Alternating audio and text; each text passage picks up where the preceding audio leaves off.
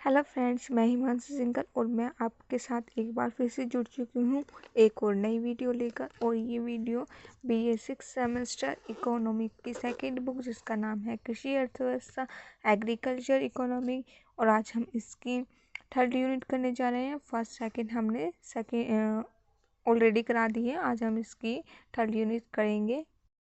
तो पहले हम देख लेते हैं थर्ड यूनिट में हमें कौन कौन से टॉपिक पढ़ने हैं। थर्ड यूनिट के जो टॉपिक हैं ये हमें पढ़ने हैं, और हम देख लेते हैं चैप्टर में कौन कौन से चैप्टर हमें पढ़ने हैं। थर्ड चैप्टर हमने सेकेंड यूनिट तक कर लेते हैं। अब जो थर्ड यूनिट में चैप्टर आ रहे हैं वे हैं कृषि श्रमिक समस्या एवं नीति, ग्रामीण गरीबी एवं बेरोजगारी, भारत में गरीबी निवारण कार्यक्रम।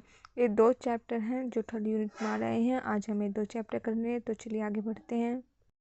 ये देखिए 14 चैप्टर है जिसका नाम है कृषि श्रमिक समस्या एवं नीति, एग्रीकल्चर लेबर प्रॉब्लम और पॉलिसी इसकी क्या क्या है। तो फर्स्ट ऑफ ऑल हमें देखना है कृषि श्रमिक का अर्थ और परिभाषा एक कोई भी याद कर लीजिए जो आपको सूटेबल अच्छी लगे, है ना। कृषि श्रमिक वे होते हैं जो कृषि कार्य में संलग्न रहते हैं, कृषि कार्य करते हैं, पर लेकिन इसका आगे ये तो फर्स्ट समिति में बताया गया है कि कृषि मजदूर, फिर द्वितीय कृषि समिति में बताया गया है कि पशुपालन, मुर्गी पालन, बागवानी आदि में भी किराए के मजदूर के कार्य करते हैं। मतलब कृषि श्रमिक तो होते ही होते हैं, जो कृषि कार्य करते हैं वे तो कृषि श्रमिक होते ही हैं, बल्कि जो पशुपालन, मुर्गी पालन और बागवानी आदि कार्य करते हैं उन्हें भी कृषि श्रमिक में ही जोड़ा जाता है, कृषि श्रमिक में ही कहा जाता है। तो ये इन्होंने दे रखी है। प्रथम कृषि श्रम समिति की परिभाषा सेकंड की दे रखी है। जनगणना रिपोर्ट के अनुसार बता रखा है कृषि श्रमिक किसे कहते हैं। आप बस ये वाली याद कर लेना। राष्ट्रीय श्रम आयोग के अनुसार कृषि श्रमिक वह है जो मूलतः अकुशल तथा असंगठित है और जिसके पास जीविका उपार्जन के लिए अपने श्रम के अतिरिक्त लगभग और कुछ नहीं होता है। ये वाली आप परिभाषा याद कर लेंगे और बस कृषि श्रमिक देख लेंगे। इसका अर्थ आप खुद भी लिख सकते हैं ना, कोई बड़ी बात नहीं है, ये देख लेंगे। फिर अब आ जाएगा हमारा कृषि श्रमिक की विशेषताएं क्या क्या है। इनमें से कोई भी 4-5 आप याद कर लेना, है ना। मैं कहीं बोल के बताऊँगा ना, देख लेना आप वीडियो पॉज करके। फिर आ जाएगा हमारा कृषि श्रमिक का वर्गीकरण। इन्होंने कृषि श्रमिक का वर्गीकरण 3 आधार पर कर रखा है। राष्ट्रीय श्रम आयोग के आधार पर, और कृषि श्रम गहन सर्वे रिपोर्ट के आधार पर, और कांग्रेस कृषि सुधार समिति के आधार पर। बस आप इस चार्ट को देख लेना, इसके अंदर का आप लिख ही देंगे खुद, है ना। बस इस चार्ट को ही देख लेना, बस वही इतना इम्पोर्टेंट नहीं है, बट आप इसके चार्ट को देख लेंगे। अगर कुछ आया भी है तो आप इस चार्ट के हिसाब से लिख देते हैं। अगर आप पेपर में ये चार्ट बना के आएंगे तो उसका एक अलग ही इफेक्ट पड़ता है। तो ये देख लेना। राष्ट्रीय श्रम आयोग के आधार पर इसने 2 आयोग में बांटा है, भूमिहीन जो श्रमिक होते हैं और जो भूमि सहित श्रमिक होते हैं, और कृषि श्रमिक गहन सर्वे रिपोर्ट के आधार पर इन्होंने ऐसे बांटा है। इसे आप वीडियो पोस्ट करके देख लीजिएगा। मैं आपको पूरा बुक एक बार दिखा देती हूँ, आप चाहें स्क्रीनशॉट भी लेके कर सकते हैं, बाकी मैं टेलीग्राम चैनल पर तो डाल ही दूंगी।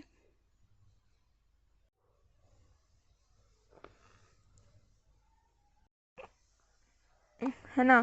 फिर आगे हमारा कृषि श्रमिकों की संख्या में वृद्धि। देश में कृषि श्रमिकों की संख्या बड़ी तेजी से बढ़ती जा रही है। 1991 में देश में कृषि श्रमिकों की संख्या 7,37,00,000 थी, जो बढ़कर 2011 में 263.1 मिलियन हो गई है। ये कृषि श्रमिकों की संख्या बता रहा है कैसे कैसे बढ़ी है एकदम से। फिर अजय में इसमें बताया गया है कि कृषि श्रमिकों की संख्या के में वृद्धि के क्या क्या कारण है, कैसे क्यों बढ़ी है, ये क्या कारण है।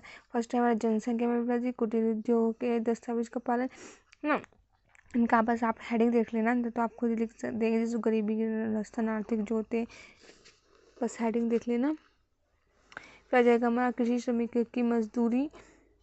अब हाँ, ये तो देखना है कि कृषि श्रमिकों की मजदूरी क्या है। मतलब न्यूनतम मजदूरी ये लागू किया गया था कि इतनी न्यूनतम मजदूरी तो होनी चाहिए कृषकों की, है ना।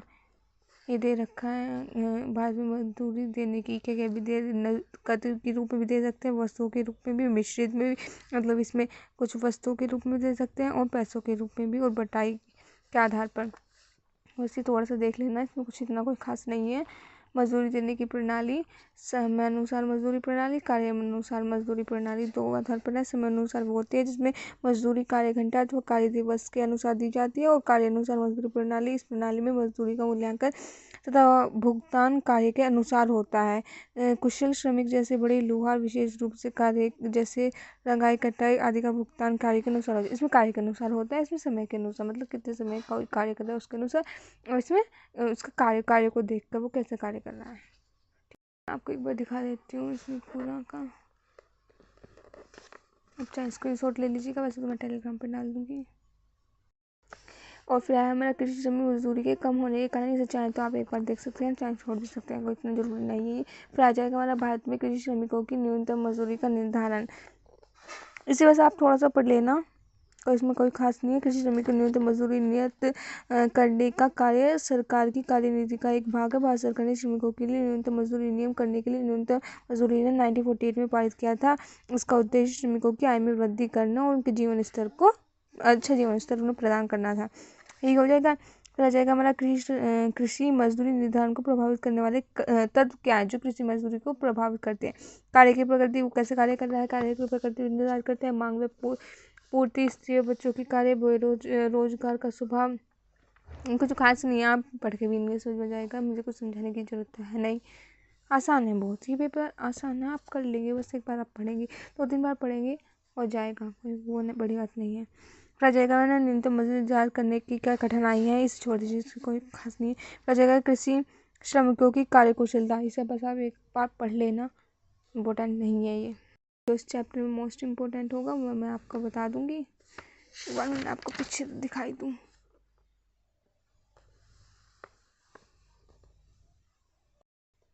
जो इम्पोर्टेंट होगा मैं बता दूंगी आपको। फिर आ जाएगा हमारा कृषि श्रमिकों की कार्य क्षमता को बढ़ाने के उपाय क्या क्या हैं। कृषि सघनता में वृद्धि करके इसके उपाय दे रखे हैं, एक बार पढ़ लेंगे बस। फिर आ जाएगा कृषि श्रमिकों की समस्याएं, ये इम्पोर्टेंट टॉपिक, इसे ध्यान से पढ़ लेना। रोजगार एवं काम की दशाएं, एक बार मैं आपको दिखा देती हूँ। की समस्या इम्पोर्टेंट है, इसे आप ध्यान से पढ़ लीजिएगा। फिर हमारा इम्पोर्टेंट क्वेश्चन है वो है कृषि श्रमिकों की समस्याओं के समाधान हेतु सुझाव, ये जो इसमें सुझाव दिए गए हैं सारे ये भी इम्पोर्टेंट। फिर हमारा आ जाएगा कृषि श्रमिकों की दशा को सुधार हेतु सरकार द्वारा क्या क्या उपाय किए गए हैं, ये दे रखा है, थोड़ा सा पढ़ लीजिएगा बस। इसमें कोई इतना खास नहीं है, बस इम्पोर्टेंट क्या है, समस्याएं और सुझाव, ये तो इम्पोर्टेंट है। और ये कृषि श्रमिकों के प्रवर्सन, ये कोई इम्पोर्टेंट नहीं है, कुछ इम्पोर्टेंट नहीं है, आप देखना चाहे तो मैं आपको दिखा रही हूँ।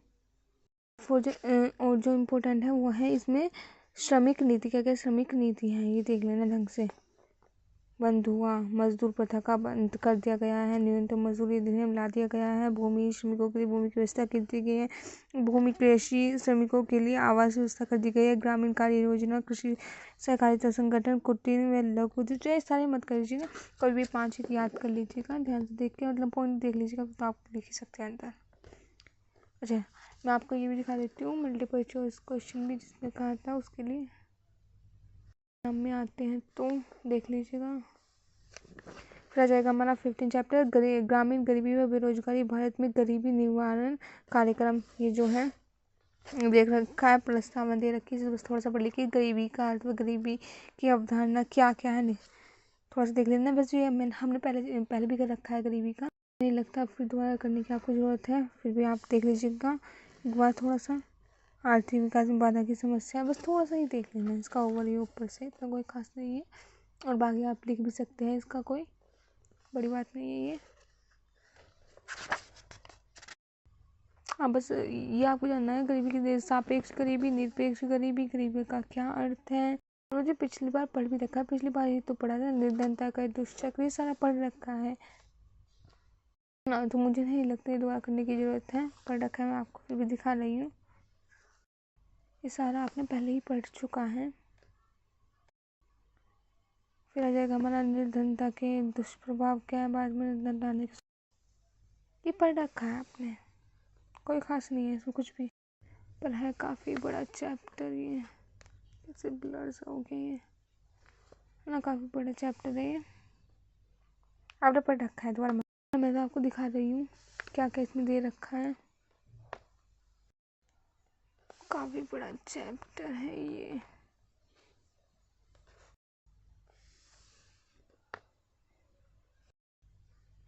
ये भारत में गरीबी उन्मूलन कार्यक्रम की सूची दे रखी है, चाहें तो पढ़ लेना है ना। अगर पढ़ लेंगे तो आपको इसका पूरा चैप्टर का ओवरव्यू मिल जाएगा। और आपको कुछ पढ़ना है ना तो बस आप इसे एक बार सूची को ही पढ़ लेना है ना, बस। और कुछ पढ़ने की आपको ज़रूरत नहीं है, सूची पढ़ लेंगे बस, बहुत है बहुत है बहुत। पूरा ओवरव्यू इस सूची में ही है, क्या है इस चैप्टर।